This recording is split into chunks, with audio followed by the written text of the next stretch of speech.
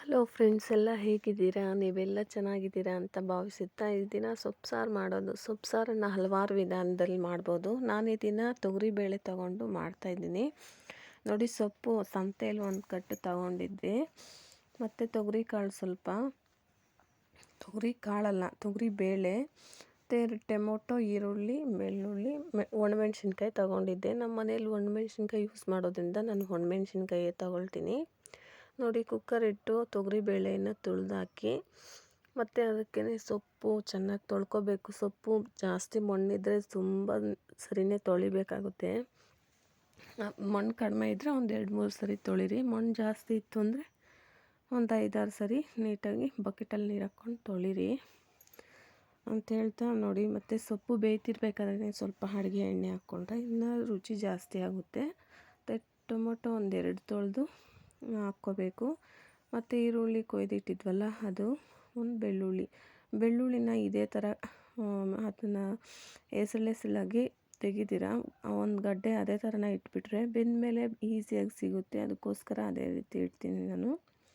ಮತ್ತು ರುಚಿಗೆ ತಕ್ಕಷ್ಟು ಉಪ್ಪು ಬೇಕಾದರೆ ಸ್ವಲ್ಪ ಕಡಿಮೆನೇ ಹಾಕ್ಕೊಳ್ತೀನಿ, ಬೇಕಾದರೆ ಆಮೇಲೆ ಹಾಕ್ಕೊಳ್ಬೋದಲ್ಲ, ಅದಕ್ಕೋಸ್ಕರ ನಾನಿಲ್ಲಿ ಅಡುಗೆ ಎಣ್ಣೆನೇ ಇದ್ರ ಮೇಲೆ ಸ್ವಲ್ಪ ಹಾಕಿ ಕುಕ್ಕರ್ದು ಕ್ಯಾಪ್ ಹಾಕಿ ಒಂದು ವಿಸಿಲ್ ಬರೆಸ್ಕೊಳ್ಳೋಣ ನೋಡಿ. ಒಂದು ವಿಸಿಲ್ ಬಂದಾದಮೇಲೆ ಈ ಥರ ಸೊಪ್ಪನ್ನು, ಈರುಳ್ಳಿ, ಟೊಮೊಟೊ, ಮೆಣಸಿನ್ಕಾಯಿ ಅದೆಲ್ಲ ಹಾಕಿರ್ತೀವಲ್ಲ, ಬೆಳ್ಳುಳ್ಳಿ, ಅದನ್ನು ಸಪ್ರೇಟ್ ಮಾಡ್ಕೊಳ್ಬೇಕು ನೋಡಿ. ಈ ರೀತಿ ಸಪ್ರೇಟ್ ಮಾಡಿಕೊಂಡು ಸೊಪ್ಪು ಆರೋದಕ್ಕೆ ಬಿಡೋಣ. ಒಂದು ನೋಡಿ ಈ ರೀತಿ ಸಪ್ರೇಟಾಗಿ ತೊಗೊಂಡು, ಮತ್ತು ತೊಗರಿಬೇಳೆ ಹಾಕಿರ್ತೀವಲ್ಲ ಅದು ನುಣ್ಣಗೆ ಬೇಯಬಾರ್ದು. ನುಣ್ಣಗೆ ಬೆಂದೋದ್ರೆ ಸಾರಲ್ಲಿ ಸಿಗೋದಿಲ್ಲ. ಅದಕ್ಕೋಸ್ಕರ ಸ್ವಲ್ಪ ಬೆಂದಿದೆ ಆದರೆ ಸಾಕು. ಸೊಪ್ಪೆಲ್ಲ ಆರಿದ್ದಾದಮೇಲೆ ಒಂದು ಮಿಕ್ಸಿ ಜಾರ್ಗೆ ಹಾಕ್ಕೊಂಡು ನೀಟಾಗಿ ಮಿಕ್ಸಿ ಮಾಡ್ಕೊಳ್ಬೇಕು. ನುಣ್ಣಕ್ಕೆ ಮಿಕ್ಸಿ ಮಾಡ್ಕೊಳ್ಬೇಕು. ತರಿಯಾಗಿದ್ದರೆ ಸೊಪ್ಪು ಸಾರು ಚೆನ್ನಾಗಿರೋದಿಲ್ಲ.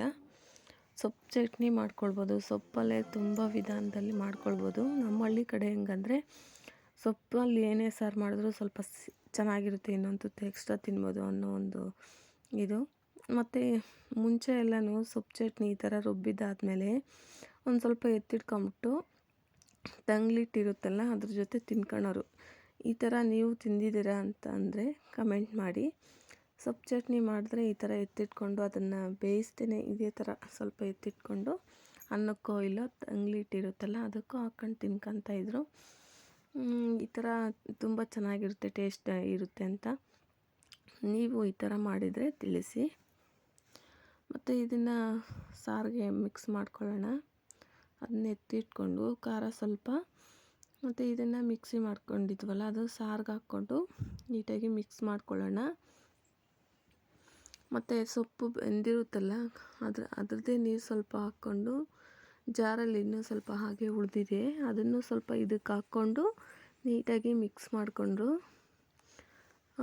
ಮತ್ತೆ ಕುಕ್ಕರ್ಗೆ ಹಾಕ್ಕೊಳ್ಳೋಣ. ಕುಕ್ಕರ್ಗೆ ಹಾಕ್ಕೊಂಡು ನೀಟಾಗಿ ಮಿಕ್ಸ್ ಮಾಡಿ, ಅಕಸ್ಮಾತ್ ಈಗ ಉಪ್ಪು ಸಾಕಾಗಿಲ್ಲ ಅಂದರೆ ನೋಡಿಬಿಟ್ಟು ಸಾಕಾಯಿತು ಅಂದರೆ ಸಾಕು, ಇನ್ನೂ ಸ್ವಲ್ಪ ಬೇಕು ಅಂದರೆ ಈಗ ಸ್ವಲ್ಪ ಹಾಕ್ಕೊಂಡು ಆ್ಯಡ್ ಮಾಡಿಕೊಂಡು ಸೊಪ್ಪು ಸಾರನ್ನು ಮತ್ತು ತುಂಬ ಏನು ಕಾಯಿಸೋಷ್ಟಿರಲ್ಲ, ಸುಮ್ಮನೆ ಬಿಸಿ ಆದರೆ ಸಾಕಾಗುತ್ತೆ.